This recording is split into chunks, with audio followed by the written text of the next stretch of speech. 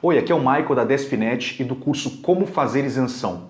Nesse vídeo eu vou te orientar sobre o que você deve fazer caso você acredite que você tenha direito às isenções. Então vamos lá? Primeira coisa que você tem que fazer é juntar todos os exames médicos que você possui referente àquela patologia que você está sofrendo, tá ok? Esse é o primeiro passo. O segundo passo é você procurar o médico, de preferência o médico que foi responsável pelo teu diagnóstico, enfim, para que ele faça um relatório dizendo quais são as reduções de mobilidade que você teve, né? Qual o tipo de redução de mobilidade devido à patologia que você está sofrendo. De posse do seu relatório médico, agora é hora de você possuir um laudo oficial, né, da Receita Federal, que vai ser utilizado tanto na Receita Federal quanto na Secretaria da Fazenda. E como é que você faz isso?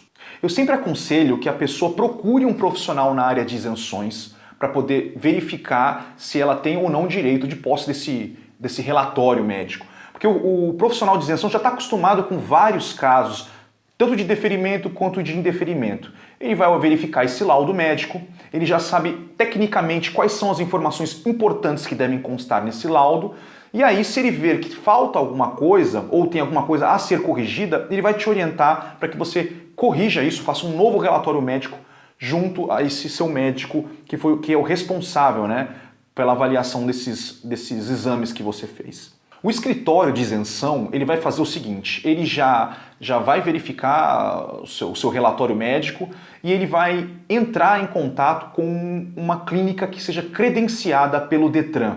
Eu estou falando para os casos de condutores, tá ok? Então, ele já tem uma parceria normalmente com uma autoescola ou ele pode indicar para uma clínica médica de um médico credenciado pelo Detran e ele já vai fazer o encaminhamento dessa documentação. O perito credenciado do Detran, ele vai precisar preencher um laudo e tem que ter 2 assinaturas de especialistas.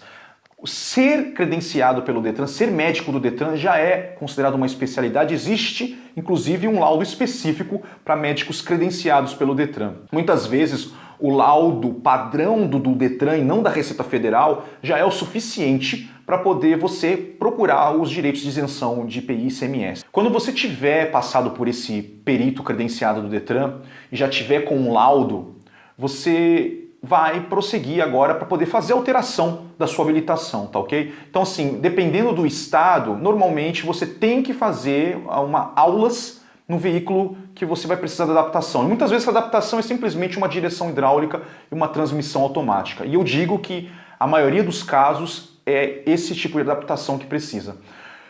Eu vi uma estatística de que cada 10 veículos com isenção, só um precisa ser adaptado. Então, em grande maioria, e a adaptação normalmente é uma adaptação simples, tá ok? Às vezes é um pomo no volante e uma inversão de pedal, de acelerador e ir para o lado que está do lado direito, né, o padrão, e ele ir para o lado esquerdo.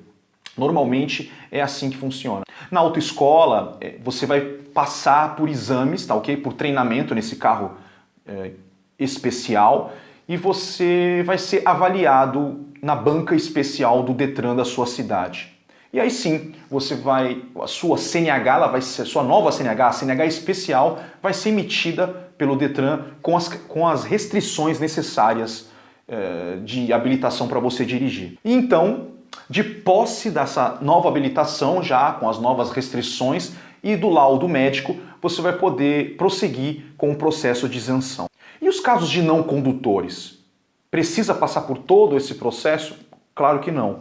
O não condutor é muito mais rápido o processo.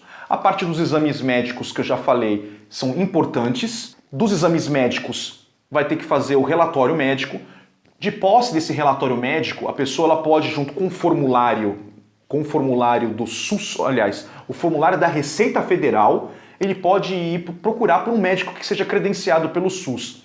Os postinhos municipais, né, que já fazem esse tipo de atendimento servem, e também existem médicos que mesmo que atendam no particular, alguns deles têm credenciamento pelo SUS, ele e a clínica dele. Então existe o formulário de médico, né, credenciado pelo SUS, e o outro formulário que é a declaração dizendo que o estabelecimento dele é credenciada pelo SUS. 2 médicos vão assinar, normalmente nessa clínica dele ele já tem esse outro médico que ele é credenciado pelo SUS, e eles vão assinar ali no campo de especialidade, tá ok?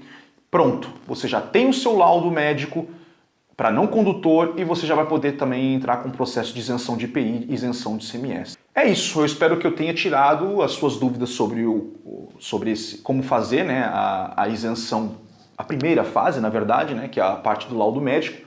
E se você tiver alguma dúvida, por favor, deixe seu comentário aqui, eu quero saber o que você acha